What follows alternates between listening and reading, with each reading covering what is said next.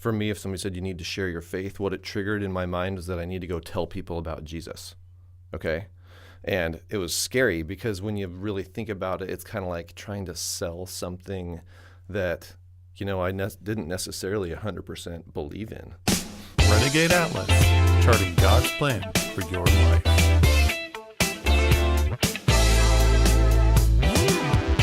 Hey everybody, welcome to the Renegade Atlas. I'm Matt. And I'm Chad. And we've been talking this week about faith, sort of a small topic. I think we've got it pretty much all covered.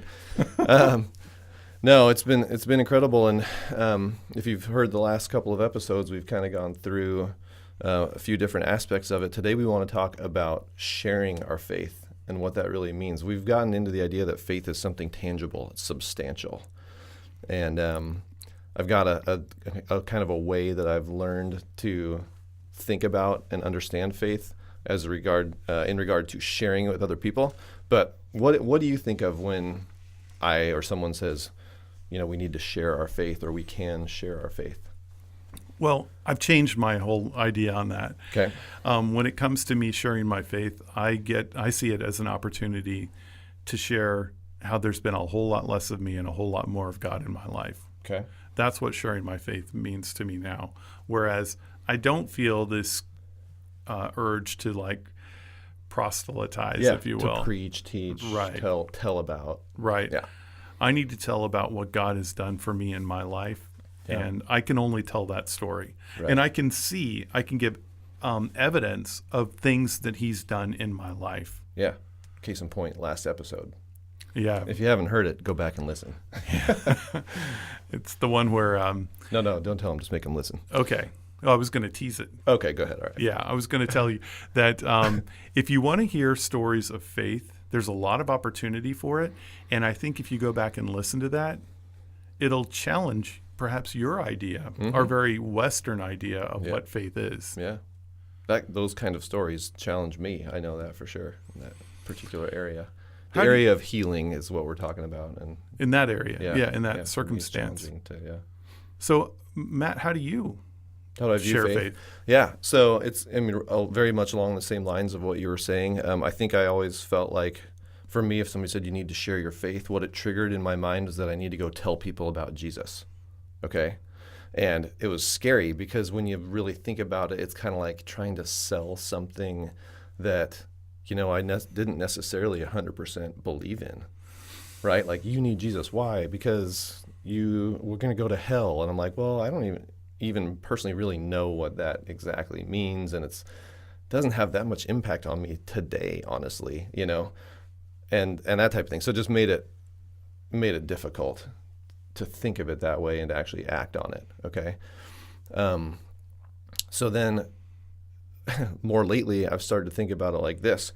There's a couple different ways. One is if I told everybody, I've got this great chiropractor, he's helping me out and makes me feel a lot better. He's doing these adjustments and he's incredible at what he does and all this kind of stuff. They could be like, oh, that's great for you. Awesome. I'm like, well, you need to believe in him. Believe it, they're going to be, they could believe it with all their might, but does it help them unless they come and meet you or this guy, the chiropractor, whoever's helping them?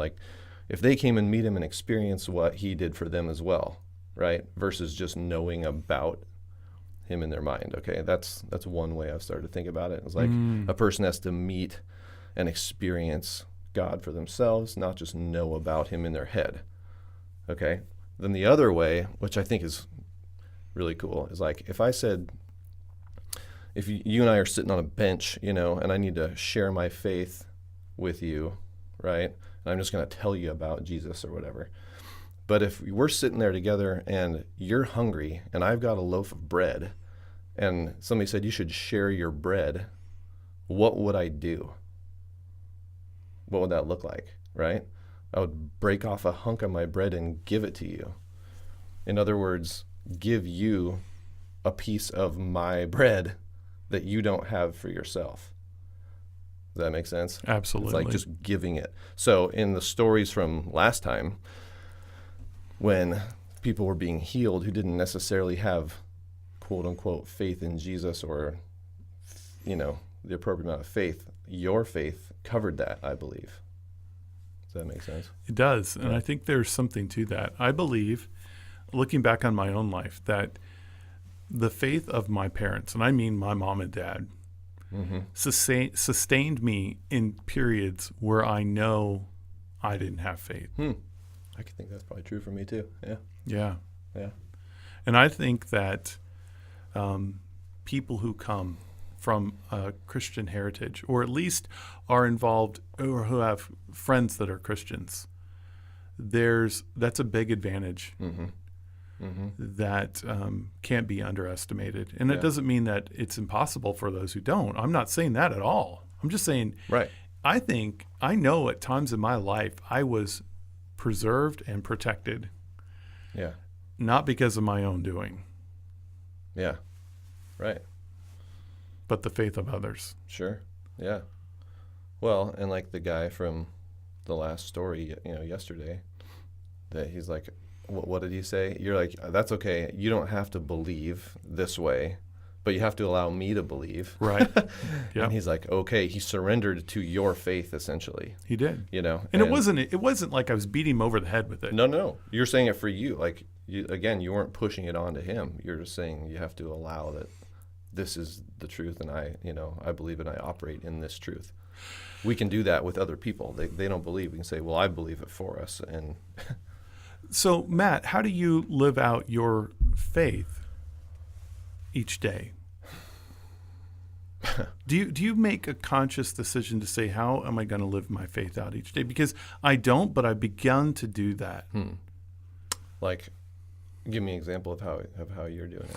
I actually think about it as I'm driving here. Okay. How will my faith manifest itself in the short little 2-mile drive I have to get to my office? Is it going to, will people who are next to me in their own car, will they know there's something about me just by the way I'm driving my car?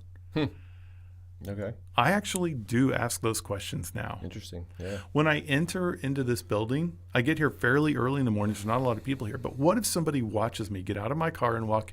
Will they see Jesus in me? Yeah. Will my faith be that evident? I'll give you a recent example. Yeah. McLean's, which is a little bakery eatery place near here. Yeah. One morning I went there and I ordered a great little breakfast sandwich they make, and somehow it got delayed a lot. Mm-hmm.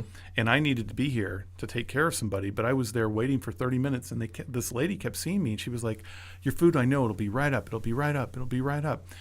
And eventually she comes because you still haven't got your food. I said, no. She goes, hold on, let me go see what's going on. And she goes and gets it. And I was able to get back with 1 minute to spare. And I had planned all this extra time.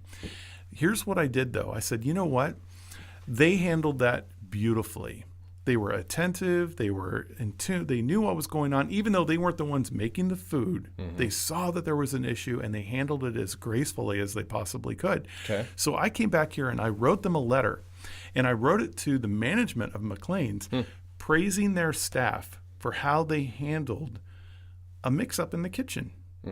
And there was no accusation on my part. I mean, I was still able to get here. Nothing was lost. But I praised them for it, and I told them I will pray for them as often as I can think of it. So now every time I drive past McLean's or I think about it, I'm praying for their staff there. And I gave that to the management. I actually brought it in later that day and handed it to, I said, please give this to the management. That's one way I can live my faith out, Yeah. to show that God has changed me. Yeah. Yeah. Grace, mercy. Right. Do we have that? Yeah. The fruits of the Spirit. Yeah. Like, do we let it show? Do we actually have it so that it can show? Yeah. And I'm not saying I'm good at this. I'm just saying I'm trying to bring this to the forefront of my feeble mind each day, because on my own, I can't. If I don't focus on the Lord, I think about everything else. And I do that enough as it is. Yeah, for sure. Yeah. For me, it's, like discipline, I guess, is always challenging to do the same thing every day or whatever. But Right. I mean, I try to live by this, in this mode of asking God rather than telling God things. That's what I've been aspiring to get better at doing. So when I encounter situations, or just in the morning when I wake up, like, okay, what do you want me to know today? What do you want me to do? Like, what do you want to show me? You're submitting yourself. Yeah. That takes huge faith. Yeah. And then, or when things come, like when negative things or just whatever we encounter, life happens, like disciplining my reaction to like, as something flies at me, right? Like a dart or arrow or whatever, to deflect it up instead of just to absorb it and like make a decision about what is true or what I believe based on what I'm experiencing. Right. So the faith factor is to ask God, like, what's going on here? Like, this is what I see and what I think based on what I see. And this is how I'm feeling about it even. But I don't know if that's really true. That's just my limited view, my limited vision of it, So, okay, Lord, so what's actually true? Like, why am I feeling this way? What do you want me to know that will change my perspective, right? And allow me to respond in a better way, the way you would want me to, that's going to be productive instead of self-serving, or positive instead of negative, or helpful instead of, whatever, just just changes it. But yeah, that's the discipline. That's the faith aspect, is what to do with it, how I react. Absolutely. Yeah. It's so true. And not that I get it right all the time. Maybe it's 1 out of 10. Right now, I don't know. Yeah. But in 10 years, it might be 2 out of 10. Yeah, right, exactly. Yeah. So what do you think of this? How does this apply? But my righteous one will live by faith, and if he shrinks back, I will not be pleased with him. But we are not of those who shrink back and are destroyed, but those who believe and are saved. That's Hebrews 10:38. We will not shrink back. Yeah. But we are saved. We will believe, and therefore we are saved. So it allows us to act boldly. It sure does. Yeah. And not in our own arrogance or confidence. Yeah, our boast is in the Lord, right? And Right. we've seen it. Like, we've seen enough in our lives now to know. Like, you can't change my mind on this anymore, or yours, I'm sure. Like, listen to the last episode. The things that you've seen happen, it makes your faith unshakable. Well, like, it can't be taken away, right? We know what we've seen is it's too real. And I for me, it's so amazingly humbling to know that the author and creator of the universe wants that type of relationship with me, because faith is about that relationship. It's not just ginned up on my part, as we've talked about before. Right. It's what the Holy Spirit does in my heart and in my life to bring me closer to the Lord. Yeah. And maybe, just maybe, another will see it, and their life will be impacted, and their eternity changed. Right. Yeah. Yeah, if it can happen for us, then it can happen for anybody. Yeah. Because there's nothing particularly special about us in terms of compared to everybody else. There is something incredibly uniquely special about each one of us. Right. There's that, like our unique identity and all that kind of stuff. But there's nothing like that we have that somebody else doesn't have in that regard. Right. Yeah. In fact, I would say if you're either struggling with faith, this whole idea of, is God real? Is this true? Mm-hmm. Can this happen? Is there hope? Good. Challenge God on it. Mm-hmm. Mm-hmm. Challenge him. Mm-hmm. Ask him to prove himself, because one thing we know, if you're the author and creator of everything, Mm-hmm. and you form somebody in their mother's womb, you knit them together, you know every cell, tissue, and organ in their body, you know every thought they've had, and you know their future and past. Yeah. I guarantee you, God can meet your challenge and blow you away. Yeah. Yeah, like your voodoo guy from the last episode, like God started just speaking to him directly. Yeah. Right? Like he couldn't avoid it. So that can happen. Just keep asking ask God to show you, and or find a believer. I was just thinking about this, like find a believer. And I don't mean a Christian necessarily. I mean a believer, like somebody who believes, an optimistic, hopeful person, who believes that like the best is happening and can happen, and find that person and ask them why they believe.